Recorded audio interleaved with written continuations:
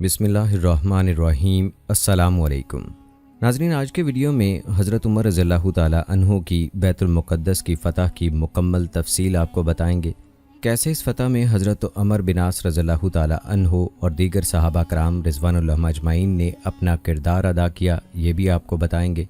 इसके अलावा हज़रत उमर रज़ियल्लाहु ताला अन्हो के दौर खिलाफत में शाम, दमिश्क, बैसान, तिब्रिया और दीगर इलाक़ों को सैयदना अबू उबैदा, खालिद बिन वलीद रज़ियल्लाहु ताला अन्हो और दीगर सहाबा कराम रिज़वानुल्लाह अजमाइन ने अपनी कामयाब जंगी चालों से फ़तह किया।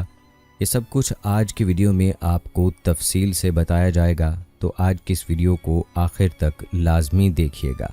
आइए नाजरीन, सबसे पहले ज़िक्र करते हैं शाम की फ़तह और सैयदना अबू उबैदा रज़ियल्लाहु ताला अन्हो की बतौर सिपाह सालार तकर्रुरी का।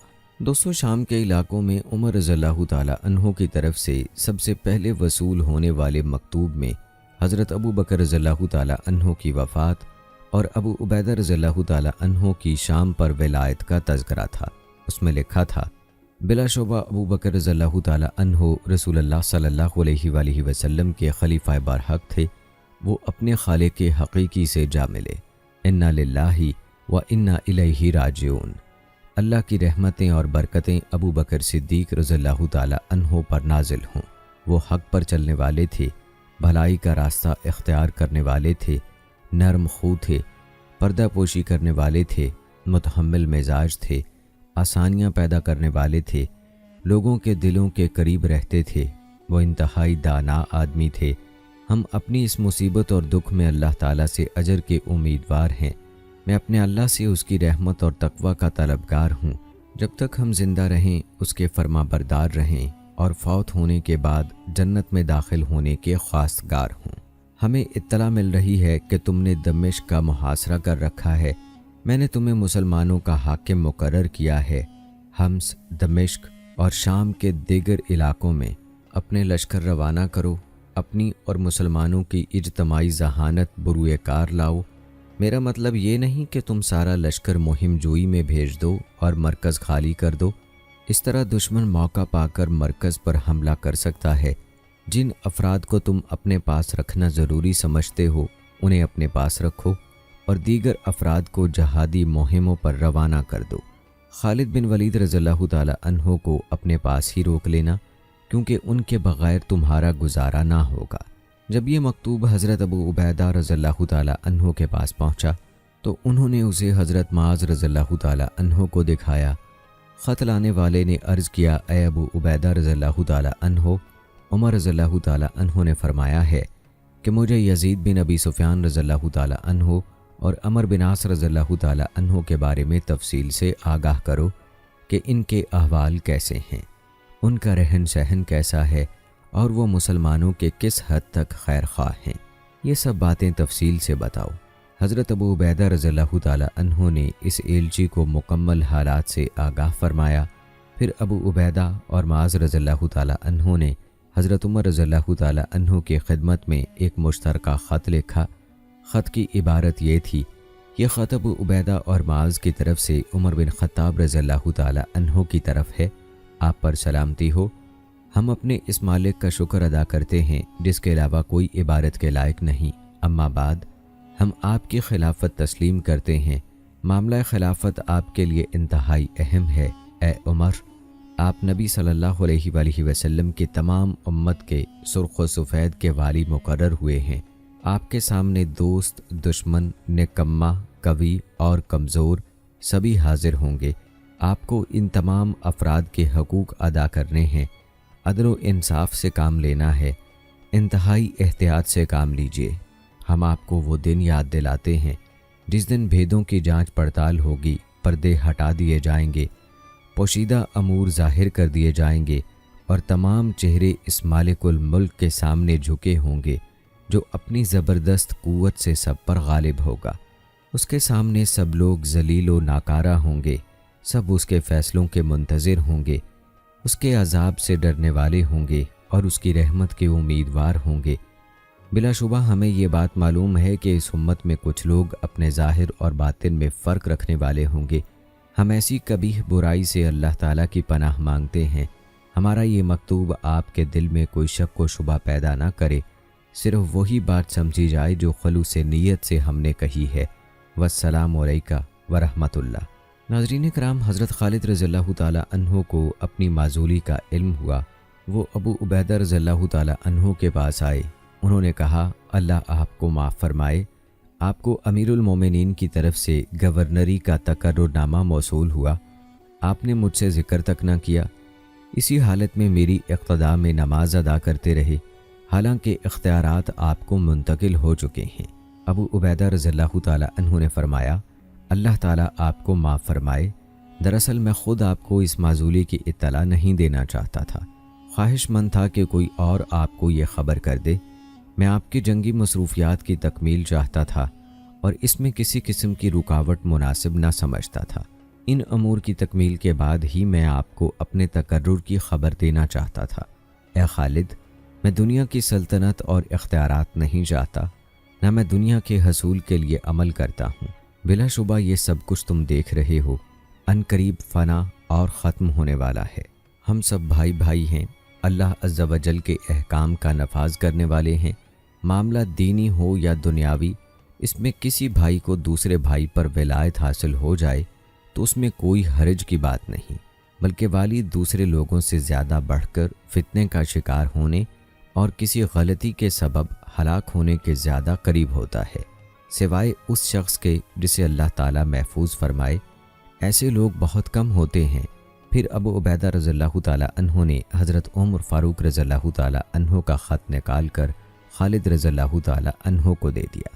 ناظرین کرام، جب عمر رضی اللہ تعالیٰ عنہ کو ابو عبیدہ رضی اللہ تعالیٰ عنہ کا خط حسان بن ثابت انصاری رضی اللہ تعالیٰ عنہ کے بھتیجے شداد بن اوس بن ثابت رضی اللہ تعالیٰ عنہ کے ذریعے موصول ہوا تو عمر رضی اللہ تعالیٰ عنہ نے اس کا یہ جواب لکھا، میں اللہ وحدہ لا شریک کا شکر ادا کرتا ہوں ان جذبات پر جو تم نے ظاہر کیے۔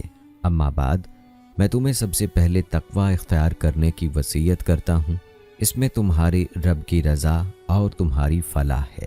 تقوی کوتاہی کے وقت باشعور لوگوں کا آخری سہارا ہے۔ مجھے تم دونوں کا خط ملا، اس میں تم نے مجھے میری ذمہ داری کا احساس دلایا ہے کہ یہ خلافت کا معاملہ انتہائی اہم ہے۔ تم نے مجھے حسن ظن بھی رکھا، تمہاری طرف سے یہ بات میرے لیے تزکیے کی حیثیت رکھتی ہے۔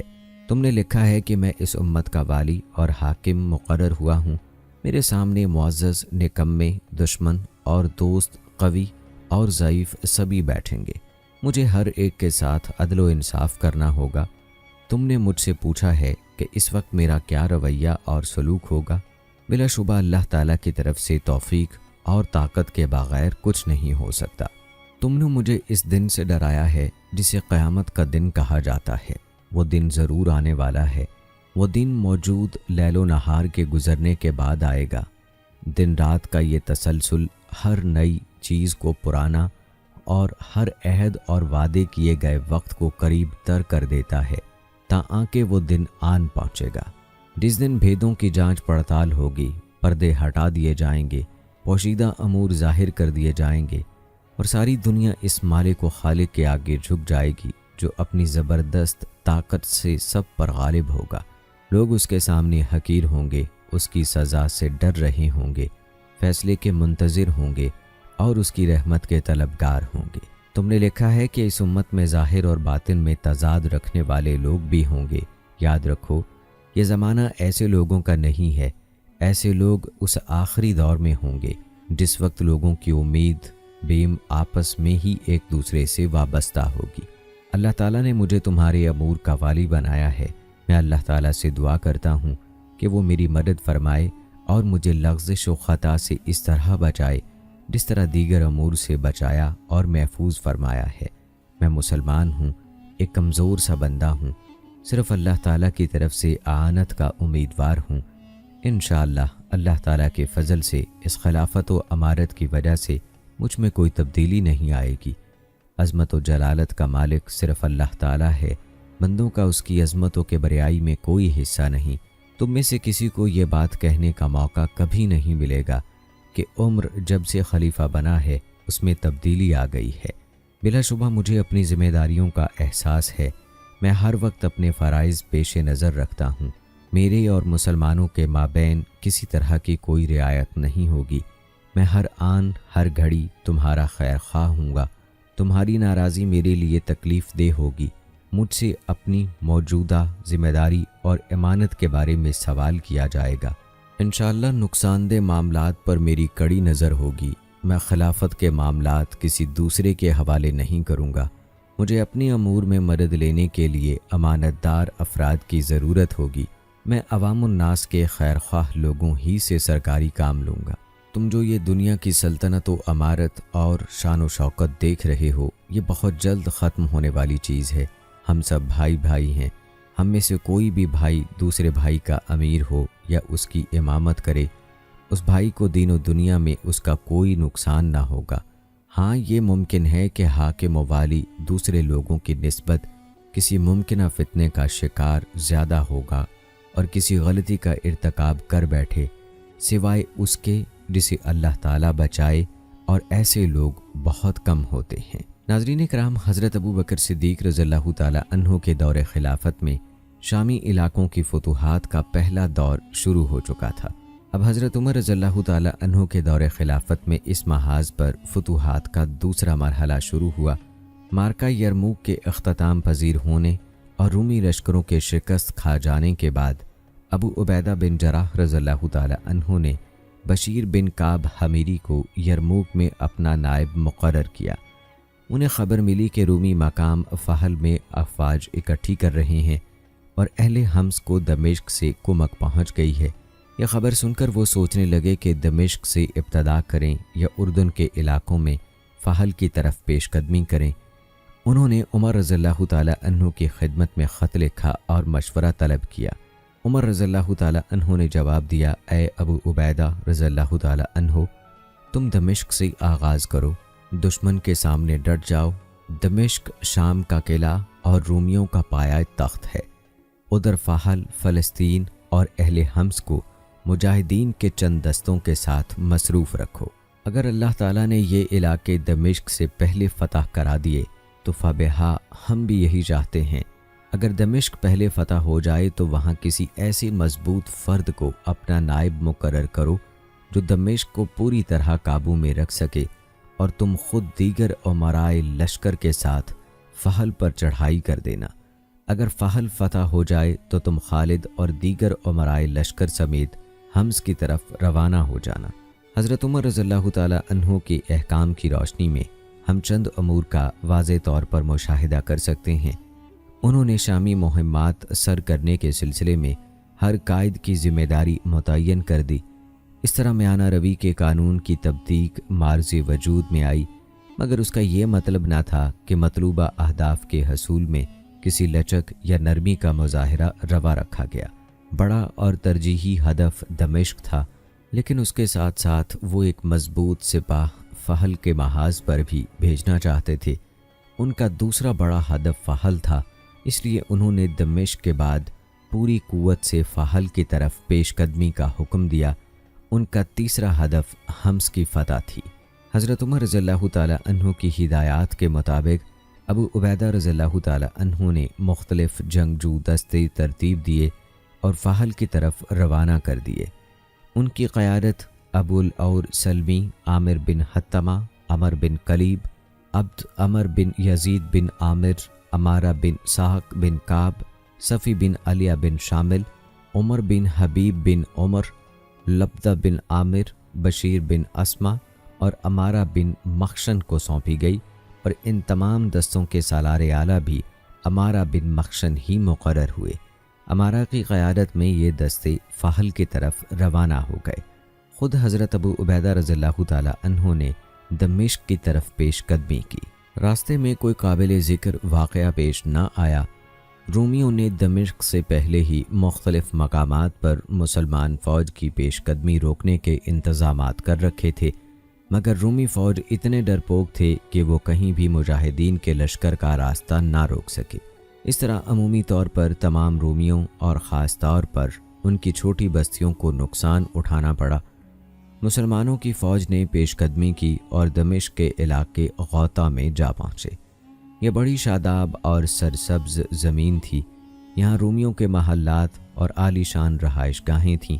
جب مسلمان وہاں پہنچے تو یہ تمام محلات خالی اور ویران پڑے ہوئے تھے، کیونکہ یہاں کے تمام رومی امراء شہر دمشق کی طرف بھاگ گئے تھے۔ ہرقل نے ہم سے ایک تازہ دم دستہ دمشق کی حفاظت کے لیے روانہ کیا۔ اس میں 500 فوجی شامل تھے۔ رومیوں کی یہ تعداد دمشق کی دفاعی ضروریات کے مقابلے میں بہت کم تھی۔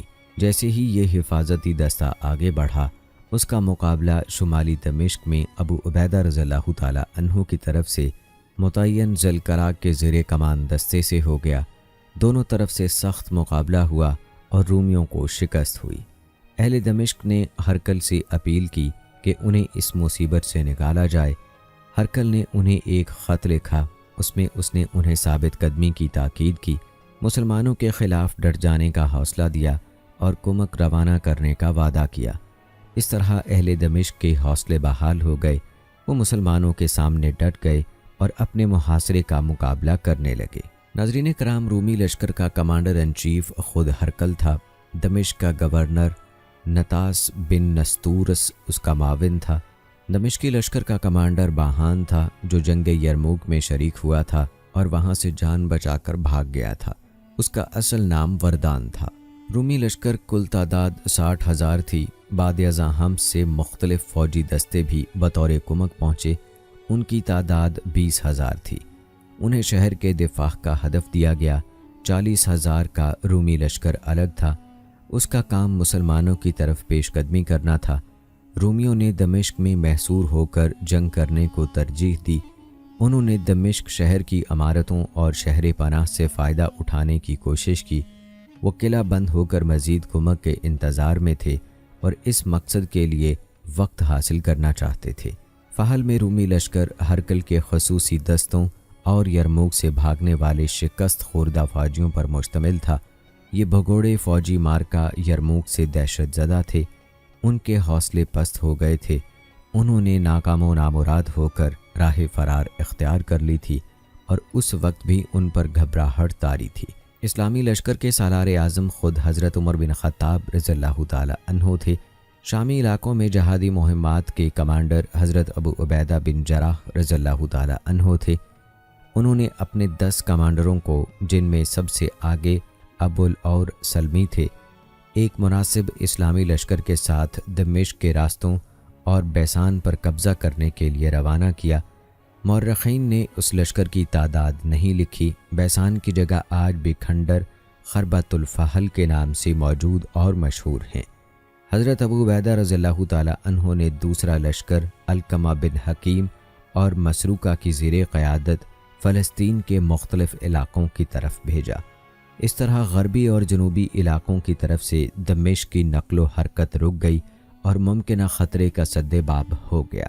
حضرت ابو عبیدہ رضی اللہ تعالی عنہ نے ذوالکرا کی زیر قیادت ایک لشکر شمالی دمشق کی طرف روانہ کیا تاکہ وہ اس راستے پر پڑاؤ ڈال لیں جو حمص کو دمشق سے ملاتا تھا، تاکہ شمالی جانب سے کسی خطرے کا کوئی امکان باقی نہ رہے اور حمص سے رومیوں کی کمک بھی دمشق نہ پہنچنے پائے۔ یرموک کے بعد اسلامی لشکر کی تعداد 40,000 مجاہدین تک پہنچ گئی تھی۔ یہ لشکر انتہائی منظم تھا اور یرموک میں فتح حاصل کر لینے کے بعد اس کی ہمت اور حوصلے بہت بلند ہو گئے تھے۔ وہ اسلامی لشکر جس نے دمشق کا محاصرہ کیا، اس کی تعداد 20,000 تھی، جبکہ باقی فوج فحل کے محاذ کو مضبوط کرنے کے لیے روانہ کر دی گئی۔ ضرورت پڑنے پر انہیں وہاں سے دمشق کے محاذ پر واپس بھی بلایا جا سکتا تھا۔ ناظرین، آپ کو کچھ دمشق کے بارے میں معلومات دیتے چلیں۔ دمشق تاریخی لحاظ سے بڑا قدیم شہر ہے، وسیع رقبے پر مشتمل ہے۔ اسے دمشاق بن کنان نے بسایا تھا، یوں یہ شہر اسی کے نام سے منسوب ہوا۔ دمشاق کی نسل کا 18واں خاندان مصر کا باج گزار بنا۔ یہ شہر زمانہ قدیم میں بتوں کی عبادت کا مرکز رہا۔ جب وہاں مسیحیت کا غلبہ ہوا تو وہاں موجود سب سے بڑے بت کدے کو کنیسے میں تبدیل کر دیا گیا اور اسے اتنا خوبصورت بنا دیا گیا کہ سوائے انطاکیہ کے کنیسے کے کوئی اس کا ہم پلہ نہ رہا۔ دمشق کے جنوب میں سرزمین بلقا اور شمال میں جولان کے پہاڑوں کا سلسلہ ہے۔ دمشق کی زمین پہاڑی اور ٹھوس ہے یہ پانی کے ندی نالوں اور کھیتوں پر مشتمل ہے۔ دمشق ایک تجارتی مرکز کی حیثیت رکھتا تھا۔ وہاں کے باشندے عرب تھے۔ مسلمان اس شہر کو تجارتی لین دین ہی کے حوالے سے جانتے تھے اور وہاں تجارت کی غرض سے جایا کرتے تھے۔ دفاعی نقطہ نظر سے دمشق انتہائی مضبوط اور تمام تر دفاعی انتظامات سے مسلح تھا۔ شہر کے گرد ایک فصیل تھی، اسے مضبوط پتھروں سے بنایا گیا تھا۔ اس کی اونچائی 6 میٹر تھی، اس میں مضبوط دروازے نصب تھے۔ اس فصیل کی چوڑائی 3 میٹر تھی۔ ہرقل نے اہل فارس سے مارکہ آرائی کے بعد اسے مزید مستحکم کر دیا تھا۔ اس نے اس کے دروازوں کی بندش کو بھی انتہائی مضبوط کر دیا تھا۔ فصیل کے بعد ایک خندق تھی جس کی چوڑائی 3 میٹر تھی۔ اس خندق میں نہر بردا کا پانی اور مٹی بھری ہوئی تھی۔ اس طرح دمشق شہر بے حد مضبوط اور مضبوط ترین قلعے کی شکل اختیار کر گیا تھا۔ اس پر چڑھائی کرنا آسان کام نہ تھا۔ اس صورتحال سے رومیوں کے دفاعی انتظامات کا بخوبی اندازہ کیا جا سکتا ہے کہ انہوں نے دمشق کی حفاظت کے لیے کتنی مضبوط اور مربوط منصوبہ بندی کر رکھی تھی۔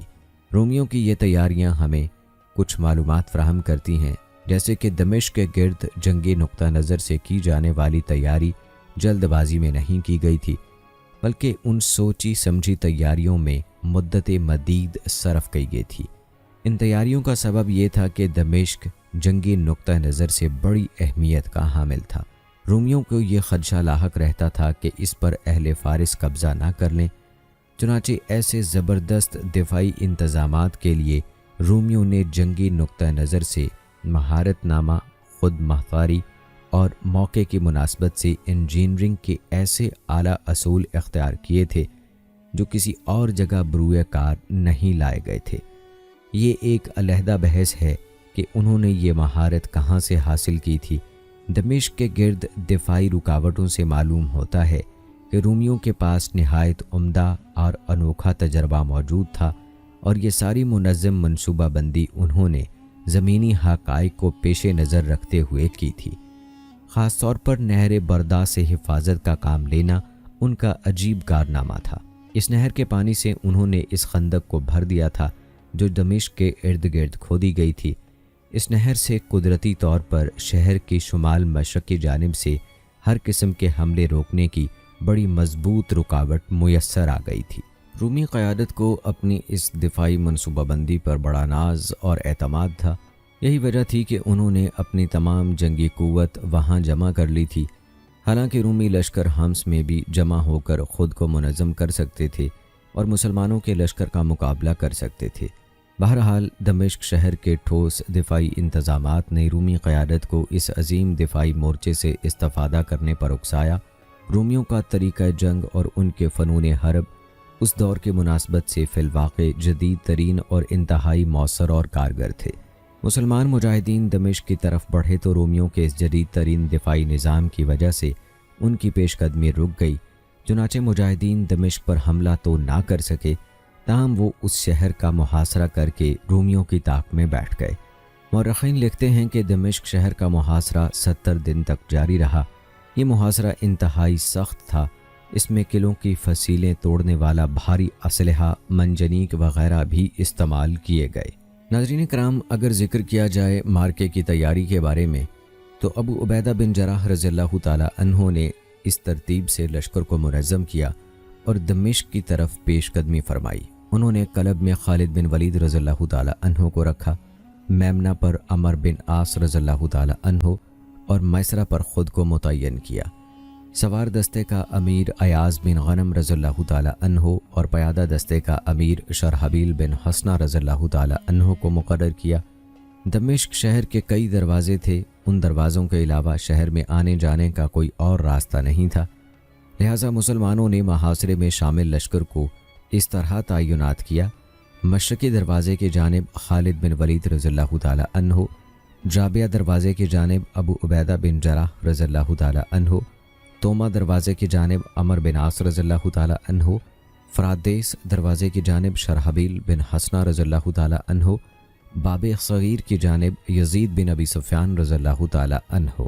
رومیوں نے یہ باور کیا کہ مسلمان زیادہ مدت تک شہر کا محاصرہ قائم نہیں رکھ سکیں گے، जो ही शदीद सर्दी का मौसम शुरू हो गया, मुसलमान मुहासरा ख़त्म करने पर मजबूर हो जाएंगे, लेकिन उधर मुजाहिदीन का आलम ही और था और वो अल्लाह ताला पर नाकाबिल शिकस्त यकीन रखते थे और बदलते मौसम की शिद्दत के बावजूद इंतहाई सब्र व इस्तकामत के साथ अपने मोर्चों पर डटे हुए थे।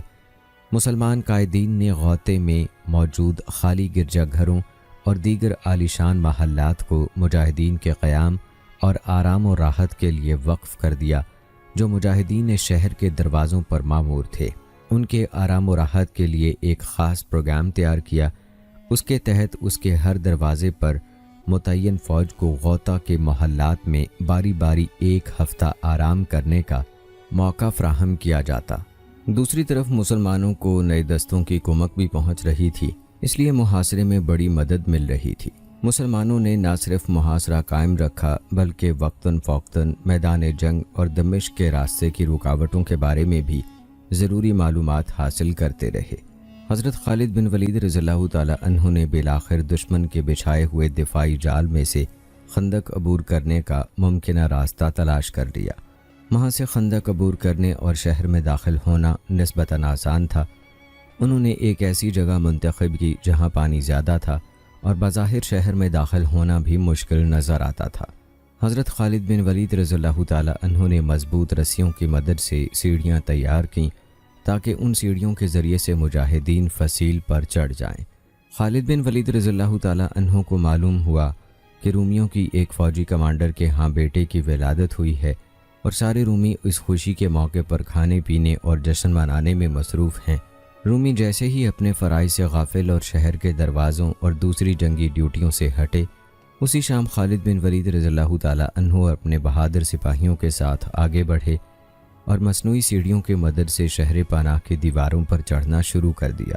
उन्होंने ऐलान कर दिया कि जैसे ही तुम तकबीर की आवाज़ सुनो तो समझ लेना हम फसील पर चढ़ गए हैं, फिर तुम फ़ौरन हमारे पीछे दरवाज़ों की तरफ आ जाना। सबसे पहले ये दलेराना इक़दाम करने वाले जर्नैल खालिद बिन वलीद रज़ियल्लाहु ताला अन्हु, कैका बिन अमर रज़ियल्लाहु ताला अन्हु और मज़ूर बिन अदी थे।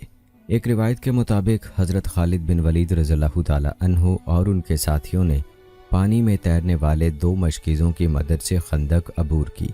वो दीवार के करीब पहुंच गए, फिर दीवार पर सीढ़ी नुमा रस्सियाँ फेंकी। उनके सरों पर बड़ी बड़ी मोटी मोटी गिरहें बांधी गई थीं। वो गिरहें दीवारों की किसी टीज़ में अटक गईं। कैका और मज़ूर उन रस्सियों की मदद से ऊपर चढ़ने लगे। जब वो फसील पर पहुंच गए तो उन्होंने रस्सियों को बहुत मजबूती से बांध दिया ताकि उनके पीछे दीगर मुजाहिदीन आसानी से फसील पर पहुंच सकें। फिर मुजाहिदीन का एक दस्ता दरवाज़े की तरफ उतर गया। फसील पर खालिद रज़ियल्लाहु ताला अन्हु के पास बहुत से अफराद जमा हो गए। उन्होंने सबसे पहले ऊपर पहुंचकर तकबीर बुलंद की। तकबीर की आवाज़ सुनते ही दूसरी जमात भी फसील पर जा पहुंची और दरवाज़े की तरफ पेशकदमी की।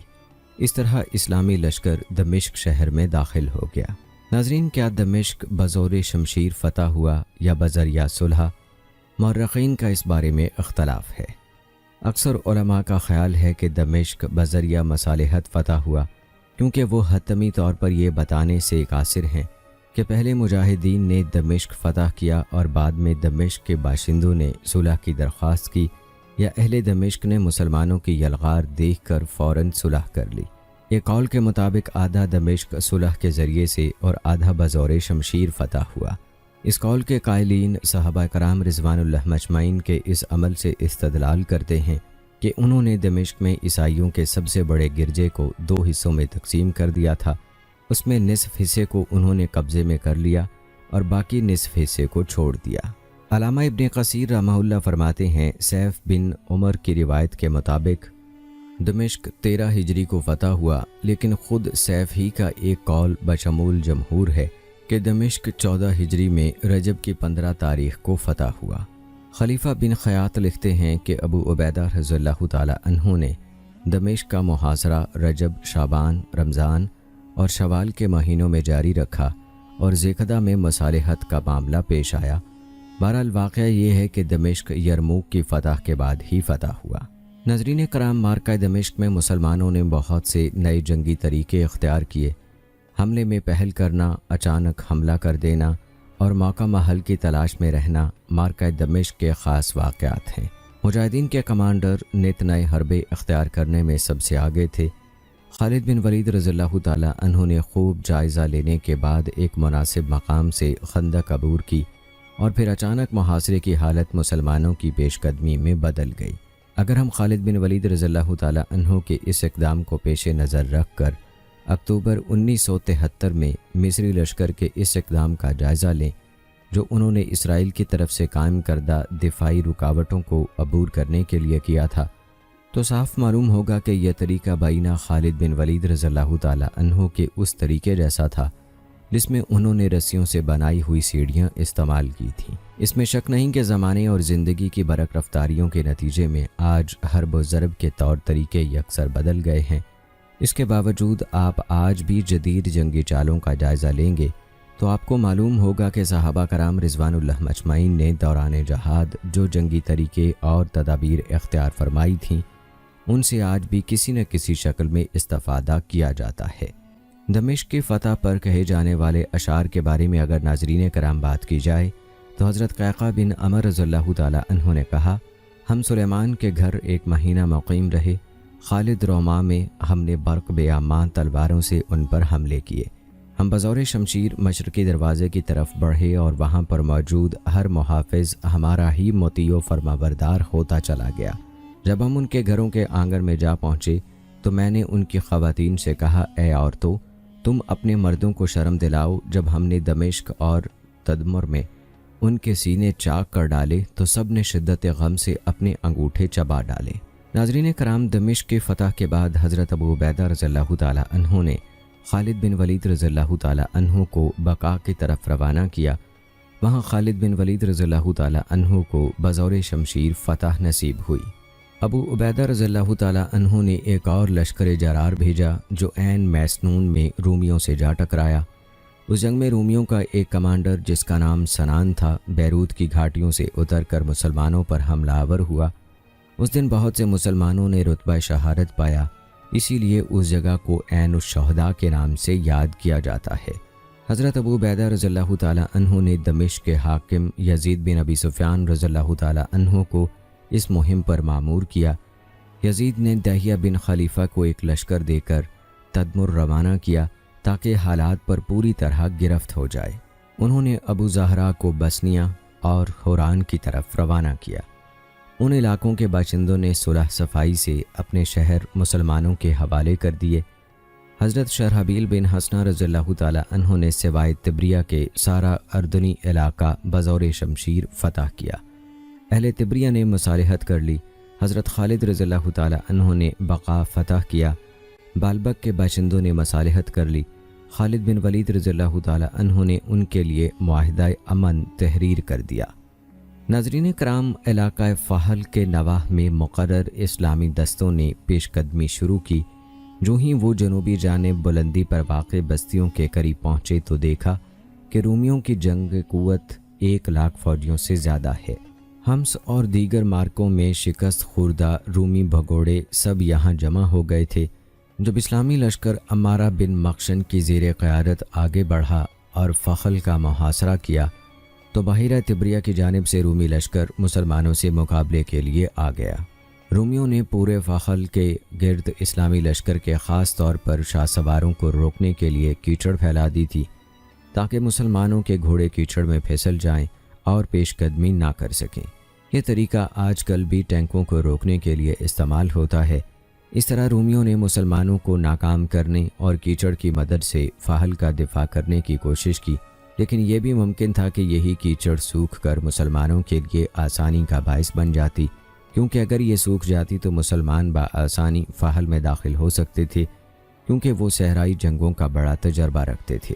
عمارہ بن مخشن نے شہر سے دور پڑاؤ ڈالا، جنگ شروع نہیں کی کیونکہ مسلمانوں کی تعداد بہت کم تھی اور دوسری طرف پانی اور کیچڑ پیش قدمی میں حائل تھی، اس لیے مسلمانوں نے فحل شہر کے محاصرے ہی پر اکتفا کیا۔ فحل میں اس وقت کیسر روم بھی موجود تھا۔ حضرت ابو عبیدہ رضی اللہ تعالیٰ عنہ شامی دارالحکومت دمشق کی فتح سے فارغ ہونے کے بعد فحل پہنچنے اور اپنا لشکر ابو العور سلمی کے لشکر میں مدغم کر دیا اور پھر پورے لشکر کی اس طرح تنظیم نو فرمائی۔ مقدمہ الجیش پر خالد بن ولید رضی اللہ تعالی عنہ، میمنہ پر خود ابو عبیدہ بن جراح رضی اللہ تعالی عنہ، میسرہ پر عمر بن عاص رضی اللہ تعالی عنہ، سواروں پر زرار بن عزور رضی اللہ تعالی عنہ، پیادوں پر ایاز بن غنم رضی اللہ تعالی عنہ۔ لشکر کی عمومی قیادت شرحبیل بن حسنہ رضی اللہ تعالی عنہ کے سپرد ہوئی، کیونکہ مارکہ نحل ایسے علاقوں میں برپا ہوا جو شرحبیل ہی کی زیر امارت تھا۔ شرحبیل نے سارے لشکر کی کمان سنبھالی، اپنے لشکر کو جنگ کے لیے تیار کیا، امدادی دستے متعین کیے، پیش قدمی کے لیے منصوبہ بندی کی اور ایمرجنسی حالات سے نمٹنے کے لیے ہر وقت مستعد رہنے والے دستے خاص طور پر ترتیب دیے۔ خود شرحبیل دن ہو یا رات جنگ کے لیے ہر وقت تیار رہتے تھے۔ مسلمانوں نے فحل کا محاصرہ طویل مدت تک جاری رکھا۔ رومیوں نے سوچا کہ اب وہ مسلمانوں پر اچانک حملہ کرنے کی پوزیشن میں ہیں اور رات کے وقت ایک فیصلہ کن اقدام کر سکتے ہیں۔ اس جنگ میں رومیوں کا کمانڈر سکلاب بن مخراق تھا۔ اس کی قیادت میں رومیوں نے رات کے وقت مسلمانوں پر اچانک حملہ کر دیا۔ گمسان کی جنگ ہوئی۔ جنگ ساری رات اور پھر اگلی صبح سے رات تک جاری رہی۔ جیسے ہی اگلے دن کی رات ہوئی، رومیوں نے راہ فرار اختیار کی۔ ان کا کمانڈر مارا گیا اور مسلمان رومیوں کو تہو طے کرنے لگے۔ اس طرح شکست کھا کر رومی پیچھے ہٹے تو اپنے پھیلائے ہوئے دام میں آ گئے۔ جو کیچڑ اور پانی انہوں نے مسلمانوں کے لیے پھیلایا تھا، اب اس میں وہ خود پھسل پھسل کر گرنے لگے۔ شرحبیل بن حسنہ رضی اللہ تعالی عنہ کی کامل تیاری کی وجہ سے رومی لشکر میں افراتفری پھیل گئی۔ یوں وہ مسلمانوں کا حملہ روکنے میں ناکام ہو گئے۔ وہ مسلسل پانی اور کیچڑ میں گرتے رہے اور مسلمانوں کی تلواریں انہیں ٹھکانے لگاتی رہیں۔ سوائے چند بکھر جانے اور بھاگ جانے والے رومیوں کے، باقی سارا لشکر تہو طے ہوا۔ فحل کا محاصرہ کرنے والی افواج کا کام ختم ہو چکا تھا، لہذا مسلمان اب اپنے منصوبے کے مطابق دیگر کئی بنیادی مہمات کی تیاری میں مصروف ہو گئے۔ اب شرحبیل بن حسنہ رضی اللہ تعالی عنہ کو اردن اور عمر بن عاص رضی اللہ تعالی عنہ کو فلسطین کی مہم سونپی گئی۔ ادھر ابو عبیدہ بن جراح رضی اللہ تعالی عنہ اور خالد بن ولید رضی اللہ تعالی عنہ حمص کی طرف روانہ ہو گئے۔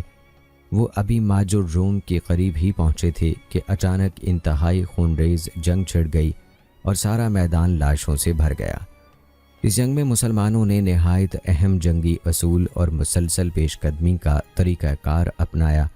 وہ یوں کہ جب مسلمانوں کا مقدمہ الجیش رومیوں کے مقدمہ الجیش سے ٹکرایا تو رومی کمانڈر توازرہ فوراً حرکت میں آ گیا۔ وہ دمشق والی جانب سے چکر کاٹ کر مسلمانوں پر حملہ کرنے کا ارادہ رکھتا تھا۔ مسلمانوں نے جلد ہی صورتحال کا ادراک کر لیا اور دشمن کے ارادوں کو فوراً بھانپ گئے۔ ابو عبیدہ رضی اللہ تعالی عنہ نے توزرہ کا مقابلہ کرنے اور اس پر عقب سے حملہ کرنے کے لیے فوری طور پر خالد بن ولید رضی اللہ تعالی عنہ کی کمان میں ایک لشکر روانہ کر دیا۔ ابو عبیدہ رضی اللہ تعالی عنہ اپنے ہی محاذ پر ڈٹے رہے۔ انہوں نے رومیوں کو پھنسائے رکھا۔ مسلمانوں کو توزرہ کی اس پیش قدمی کا علم ہوا تو یزید بن ابی سفیان رضی اللہ تعالی عنہ اپنے ہی دستوں کے ساتھ اس کے مقابلے کے لیے نکل پڑے۔ دونوں لشکروں کا زبردست مقابلہ ہوا۔ جنگ نے زور بھی نہ پکڑا تھا کہ عقب سے خالد بن ولید رضی اللہ تعالی عنہ نے زوردار حملہ کر دیا اور توزرہ کا تقریباً سارا لشکر تہو طے ہو گیا۔ ناظرین کرام، حضرت عمر بن خطاب رضی اللہ تعالی عنہ کے حکم کے مطابق ابو عبیدہ رضی اللہ تعالی عنہ اور خالد بن ولید رضی اللہ تعالی عنہ اپنے لشکروں کے ہمراہ حمص سے پلٹ آئے۔ ابو عبیدہ رضی اللہ تعالی عنہ نے اردن اور شرحبیل بن حسنہ رضی اللہ تعالی عنہ کو اپنا نائب مقرر کیا۔ شرحبیل اور عمر بن عاص رضی اللہ تعالی عنہ نے پیش قدمی کرتے ہوئے بیسان کا محاصرہ کر لیا۔ اہل بیسان نے باہر نکل کر مقابلہ کیا۔ بہت خون ریز جنگ ہوئی۔ پھر اہل دمشق کی طرح انہوں نے بھی مصالحت کر لی۔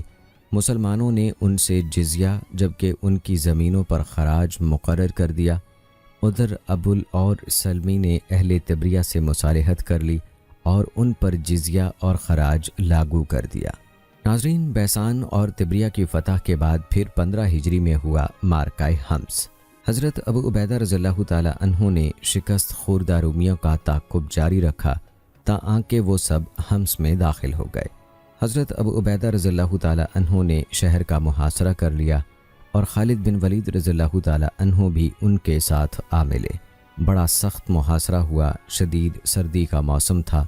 ہمس والوں نے سوچا کہ مسلمان سردی کی شدت برداشت نہیں کر سکیں گے اور خود بخود واپس چلے جائیں گے، لیکن صحابہ کرام رضوان اللہ اجمعین نے عظیم صبر و استقامت کا مظاہرہ کیا۔ بعض روایات میں ہے کہ بعض رومی بے صبر ہو کر بھاگ گئے۔ انہوں نے موزے پہنے ہوئے تھے، اس کے باوجود سردی کی شدت سے ان کے پاؤں بیکار ہو گئے، جبکہ دوسری طرف صحابہ کرام رضوان اللہ اجمعین صرف سادہ جوتے پہنے ہوئے تھے، لیکن اللہ کی مہربانی سے سردی سے مسلمانوں کو کوئی نقصان نہیں پہنچا۔ محاصرہ مسلسل جاری رہا حتیٰ کہ سردیوں کا موسم ختم ہو گیا۔ رومیوں کے ایک آدمی نے مسلمانوں سے مصالحت کرنے کا مشورہ دیا، لیکن انہوں نے یہ کہہ کر انکار کر دیا، کیا ہم ایسی حالت میں مصالحت کر لیں کہ ہمارا بادشاہ قیصر روم ہمارے درمیان موجود ہے؟ مورخین نے لکھا ہے کہ صحابہ کرام رضوان اللہ اجمعین نے ایک دفعہ بلند آواز سے تکبیر کہی تو پورا شہر لرز گیا اور شہر کی دیواروں میں دراڑیں پڑ گئیں۔ پھر دوسری تکبیر کہی تو کچھ گھر بھی منہدم ہو گئے۔ اہل حمص اپنے قائدین کے پاس آئے اور کہنے لگے، کیا تم دیکھ نہیں رہے کہ ہمارے ساتھ کیا ہو رہا ہے اور ہم کس مصیبت میں گرفتار ہیں؟ تم مسلمانوں سے مصالحت کیوں نہیں کر لیتے؟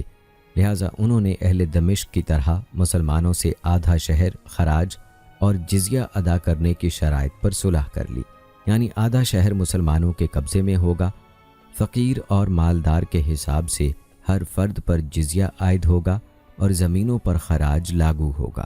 حضرت ابو عبیدہ رضی اللہ تعالی عنہ نے فتح کی خوشخبری اور مال غنیمت کا خمس عبداللہ بن مسعود رضی اللہ تعالی عنہ کے ذریعے سے حضرت عمر رضی اللہ تعالی عنہ کی خدمت میں مدینہ ارسال فرمایا۔ حضرت ابو عبیدہ رضی اللہ تعالی عنہ نے حمص میں ایک عظیم الشان لشکر جرار ٹھہرایا۔ بلال رضی اللہ تعالی عنہ اور مقداد رضی اللہ تعالی عنہ جیسے جلیل القدر صحابہ کو لشکر کی کمان سونپ دی۔ حضرت ابو عبیدہ رضی اللہ تعالی عنہ نے عمر رضی اللہ تعالی عنہ کی خدمت میں پیغام ارسال کیا کہ ہرقل نے دریائے فرات کا پانی روک لیا ہے، کبھی وہ کھل کر سامنے آتا ہے، کبھی چھپ جاتا ہے۔ عمر رضی اللہ تعالی عنہ نے حضرت ابو عبیدہ رضی اللہ تعالی عنہ کو حکم دیا کہ شہر ہی میں رکے رہو اور میرے آئندہ حکم کا انتظار کرو۔ اور دوستو، پھر مارکہ حمص کے بعد 15 ہجری میں ہی مارکہ کنسرین پیش آیا۔ حضرت ابو عبیدہ رضی اللہ تعالی عنہ نے خالد بن ولید رضی اللہ تعالی عنہ کو کنسرین روانہ فرمایا۔ خالد بن ولید رضی اللہ تعالی عنہ وہاں پہنچے تو اہل کنسرین اور عرب عیسائی مقابلے کے لیے سامنے آ گئے۔ بڑی خونریز جنگ ہوئی اور دشمن بڑی تعداد میں مارا گیا۔ روم سے تعلق رکھنے والے رومیوں کو خالد رضی اللہ تعالی عنہ نے خاک و خون میں ملا دیا۔ ان کا امیر میناس بھی مارا گیا۔ بدوی لوگوں نے اپنا دفاع کرتے ہوئے عرض کیا کہ یہ جنگ ہماری مرضی کے خلاف لڑی جا رہی ہے۔ حضرت خالد رضی اللہ تعالی عنہ نے ان کا عذر قبول فرمایا اور ان سے کوئی تعرض نہ کیا۔ انہوں نے رومیوں کا تعقب کیا، رومی قلعہ بند ہو گئے۔ اس موقع پر حضرت خالد بن ولید رضی اللہ تعالی عنہ نے اپنا مشہور زمانہ مقولہ ارشاد فرمایا، اے رومیو، اگر تم بادلوں میں بھی چھپ جاؤ تو اللہ تعالی ہمارے لیے وہاں پہنچنے کے راستے بھی مہیا فرما دے گا، یا پھر اللہ تمہیں بادلوں سے ہماری طرف اتار دے گا۔ محاصرہ بدستور جاری رہا حتیٰ کہ مسلمانوں کو فتح نصیب ہوئی۔ حضرت عمر رضی اللہ تعالی عنہ کو اس مارکے میں خالد رضی اللہ تعالی عنہ کے کردار کا علم ہوا تو ارشاد فرمایا، اللہ ابو بکر رضی اللہ تعالی عنہ پر رحمت نازل فرمائے، وہ مجھ سے زیادہ مردم شناس تھے۔ اللہ کی قسم، میں نے کسی تہمت یا شک کی بنا پر خالد رضی اللہ تعالی عنہ کو معزول نہیں کیا، میں تو صرف اس بات سے ڈرا کہ مبادا لوگ خالد رضی اللہ تعالی عنہ پر بھروسہ کرنے لگے۔ ناظرین، کنسرین کے بعد کساریہ کا مارکہ بھی 15 ہجری میں پیش آیا۔ اسی سال 15 ہجری میں عمر رضی اللہ تعالی عنہ نے معاویہ بن ابی سفیان رضی اللہ تعالی عنہ کو کساریہ کی جانب پیش قدمی کا حکم دیا اور لکھا، اے معاویہ، تم کیساریہ کی طرف پیش قدمی کرو، اللہ سے مدد طلب کرو، کثرت سے لا حول ولا قوت الا باللہ العلی العظیم پڑھتے رہو۔ اللہ ہی ہمارا رب ہے، اسی سے ہماری امیدیں وابستہ ہیں، اسی پر ہمارا اعتماد ہے، وہی ہمارا کارساز ہے اور وہی سب سے بہتر کارساز اور مددگار ہے۔ معاویہ رضی اللہ تعالی عنہ نے کیساریہ کی طرف پیش قدمی کی اور شہر کا محاصرہ کر لیا۔ اہل کیساریہ نے متعدد حملے کیے، آخری دفعہ گھمسان کا رن پڑا، خونریز جنگ ہوئی۔ حضرت معاویہ رضی اللہ تعالی عنہ نے جم کر حملے کیے، دشمن کے پاؤں اکھڑ گئے، انہیں شکست کا سامنا کرنا پڑا۔ 80,000 رومی مارے گئے، شکست خوردہ بھگوڑے رومیوں کا تعاقب کیا گیا، 20,000 بھگوڑے ہلاک ہوئے، اسی طرح 1,00,000 رومی تہ و تیغ ہو گئے۔ حضرت معاویہ رضی اللہ تعالی عنہ نے فتح کی خوشخبری اور مال غنیمت کا خمس عمر رضی اللہ تعالی عنہ کی خدمت میں مدینہ ارسال فرما دیا۔ ڈاکٹر عبد الرحمن الشجاع کہتے ہیں کہ مجاہدین اسلام مسلسل حملے کرتے رہے اور شامی علاقے یکے بعد دیگرے فتح ہوتے رہے۔ رومی اس قدر شکست کھا چکے تھے کہ ان میں مسلمانوں سے مقابلہ کرنے کی سکت ہی باقی نہ رہی، اس لیے شامی علاقے بیروت، سیدا، نابلس، لد، حلب اور انطاکیہ مسلمانوں کے ہاتھوں فتح ہوتے گئے۔ کیساریہ ملک شام کا آخری شہر تھا جو معاویہ بن ابی سفیان رضی اللہ تعالی عنہ کے ہاتھوں فتح ہوا۔ ڈاکٹر عبد الرحمن الشجاع کی تحقیق کے مطابق کیساریہ کی فتح قدس کی فتح کے بعد ہوئی۔ تو آئیے اب ہم قدس کی فتح کے بارے میں بھی آپ کو بتاتے ہیں، جو 16 ہجری میں ہوئی۔ رومیوں کی طرف سے فلسطین کا جو حاکم مقرر کیا جاتا تھا وہ ارطبون کہلاتا تھا۔ وہ عظیم روحانی قائد اور یونانی شہنشاہیت کا عظیم ستون سمجھا جاتا تھا۔ ارطبون رومیوں کے انتہائی سمجھدار، معاملہ فہم اور کامیاب چال چلنے والے فرد کو کہا جاتا تھا۔ اس نے اپنے دفاع کے لیے ایک لشکر جرار رملہ میں اور دوسرا ایلیا، جسے بیت المقدس بھی کہتے ہیں، اس میں تعینات کر رکھا تھا۔ حضرت عمر بن عاص رضی اللہ تعالی عنہ نے حضرت عمر رضی اللہ تعالی عنہ کو مفصل حالات لکھ بھیجے اور ان سے فلسطین کی مہم کے بارے میں حکم اور ہدایات طلب کی۔ اسی موقع پر حضرت عمر رضی اللہ تعالی عنہ نے یہ مشہور زمانہ قول ارشاد فرمایا، ہم نے رومی ارطبون کے مقابلے میں عربی ارطبون مقرر کر دیا ہے، اب دیکھو فتح کس کا مقدر ہے۔ حضرت عمر رضی اللہ تعالی عنہ کے اس ارشاد کا مطلب یہ تھا کہ دونوں ہی قائد اپنی اپنی قوم میں انتہائی ذہین اور معاملہ فہم افراد سمجھے جاتے ہیں۔ 15 ہجری میں پیش آنے والا دوسرا مارکہ اجنادین فلسطین کی طرف پیش قدمی کا سبب بن گیا۔ اجنادین حضرت عمر بن عاص رضی اللہ تعالی عنہ کے ہاتھوں فتح ہوا، وہاں رومیوں کے لشکر کو شکست فاش ہوئی۔ در حقیقت مارکہ قدس مارکہ اجنادین سے پہلے شروع ہو چکا تھا۔ ارطبون نے اپنا لشکر ایلیا اور رملہ کے درمیانی علاقے میں پھیلا دیا۔ تقریباً 18 میل کے علاقے تک رومیوں ہی کے لشکر نظر آتے تھے۔ اس کی وجہ یہ تھی کہ ارطبون عمر بن عاص رضی اللہ تعالی عنہ کی طرف سے بڑا چوکنا تھا۔ وہ چاہتا تھا کہ ان دونوں شہروں پر کسی قسم کے حملے کا کوئی امکان باقی نہ رہے، کیونکہ یہ دونوں فلسطین کے اہم شہر تھے۔ رملہ اس کا صدر مقام تھا، جبکہ بیت المقدس فلسطین کے شہروں میں سے بڑا شہر تھا۔ ایلیا کا حاکم ارطبون وہی شخص تھا جو اجنادین میں اپنے شکست خوردہ بھگوڑے سپاہیوں کے ساتھ ایلیا میں پناہ لیے ہوئے تھا اور اس کے لشکر رملہ میں پڑاؤ ڈالے پڑے تھے۔ یہاں ان چند اقدامات کا ذکر کیا جاتا ہے جنہیں برسرکار لا کر مسلمان آگے بڑھے اور قدس کو فتح کرنے میں کامیاب ہو گئے۔ ناظرین، حضرت عمر رضی اللہ تعالی عنہ کا پروگرام یہ تھا کہ جب تک اجنادین میں رومی افواج کو مکمل شکست نہیں ہو جاتی، اس وقت تک انہیں فلسطین میں عمر بن عاص رضی اللہ تعالی عنہ سے مقابلہ کرنے سے باز رکھا جائے، تاکہ مسلمان اجنادین سے فارغ ہونے کے بعد یکسوئی سے قدس اور دیگر شامی علاقوں کی فتوحات مکمل کر سکیں۔ عمر رضی اللہ تعالی عنہ نے حضرت معاویہ رضی اللہ تعالی عنہ کو حکم دیا کہ وہ اپنی افواج کے ساتھ کیساریہ روانہ ہو جائیں اور رومیوں کو جنگ میں پھنسائے رکھیں۔ دوسری طرف عمر بن عاص رضی اللہ تعالی عنہ نے بھی ٹھیک اسی طرح کا پروگرام بنایا جیسا پروگرام حضرت عمر رضی اللہ تعالی عنہ نے بنایا تھا۔ انہوں نے علقمہ بن حکیم فراسی اور مسروق بن بلال عقی کو ایک لشکر کے ساتھ ایلیا کی طرف بھیجا اور تاکید کی کہ وہاں رومی سپاہ کو جنگ میں الجھائے رکھو۔ انہیں پروگرام کے مطابق انہیں اپنی طرف ہی لگائے رکھا۔ پھر حضرت عمر بن عاص رضی اللہ تعالی عنہ نے ابو ایوب مالکی کو ایک فوری دستہ دے کر اسی غرض سے رملہ روانہ کر دیا۔ پھر جیسے ہی عمر بن عاص رضی اللہ تعالی عنہ کے پاس مزید کمک پہنچی تو انہوں نے فوراً ایک دستہ محمد بن عمر کی قیادت میں ایلیا کے محاذ یعنی فلسطین کے محاذ پر اور دوسرا دستہ امارہ بن عمر بن امیہ الزمری کی زیر قیادت رملہ روانہ کر دیا، جبکہ وہ خود ارطبون کے ساتھ ایک فیصلہ کن مقابلے کے لیے اجنادین ہی میں مقیم رہے۔ اسی دوران میں فلسطین کا حفاظتی دستہ مسلمانوں کو شہر پناہ سے دور رکھنے کی کوشش میں مصروف رہا۔ قدس کے ارد گرد لڑائی کی آگ پھیل گئی تھی، جبکہ رومی ایک سخت جنگ کے لیے اجنادین پر بھرپور توجہ دے رہے تھے۔ علامہ طبری فرماتے ہیں، مسلمان اور رومیوں کے مابین اجنادین میں یرموک جیسا بڑا خون ریز مارکا ہوا، جا بجا مقتولین کے ڈھیر لگ گئے۔ مسلمان حضرت عمر بن عاص رضی اللہ تعالی عنہ کی قیادت میں ایلیا کے گرد گھیرا ڈال چکے تھے۔ گھیرا انتہائی سخت تھا، لیکن شہر کا دفاع بھی بہت مضبوط تھا۔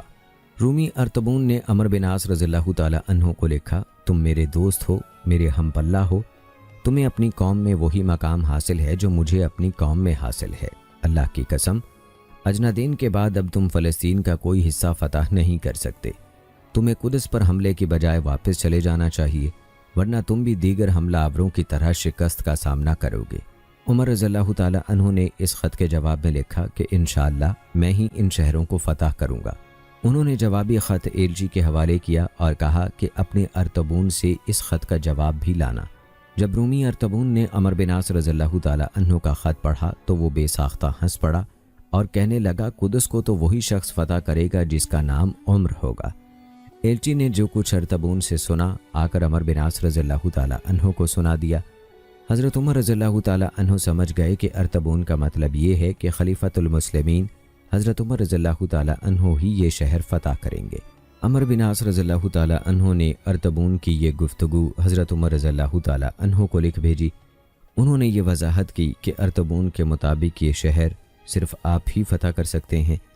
انہوں نے حضرت عمر رضی اللہ تعالی عنہ سے مشورہ اور مزید کمک بھی طلب کی اور عرض کیا کہ میں نے انتہائی سخت اور نہایت خوفناک جنگیں لڑی ہیں اور بہت سے شہر آپ کے آگے ڈھیر کر دیے ہیں، اب آپ اپنی رائے قائم فرمائیے۔ حضرت عمر رضی اللہ تعالی عنہ نے فوراً مشورہ دیا، پھر ایک فوجی دستہ لے کر شام پہنچ گئے۔ آپ نے مدینہ میں حضرت علی بن ابی طالب رضی اللہ تعالی عنہ کو اپنا نائب مقرر کیا اور جابیہ میں پڑاؤ ڈالا۔ اہل ایلیا وہاں حضرت عمر رضی اللہ تعالی عنہ کی خدمت میں پہنچے اور جزیہ ادا کرنے کی شرط پر صلح کر لی۔ اس طرح شہر قدس فتح ہو گیا۔ تو ناظرین کرام، یہ تھی حضرت عمر رضی اللہ تعالی عنہ کے دور میں فلسطین کی فتح۔ امید ہے کہ ہماری آج کی یہ ویڈیو آپ کو پسند آئی ہوگی۔ آج کی اس ویڈیو کے متعلق اپنی رائے کا اظہار کمنٹ باکس میں لازمی کیجیے گا۔ مجھے اگلی ویڈیو تک اجازت دیجیے۔ فی امان اللہ۔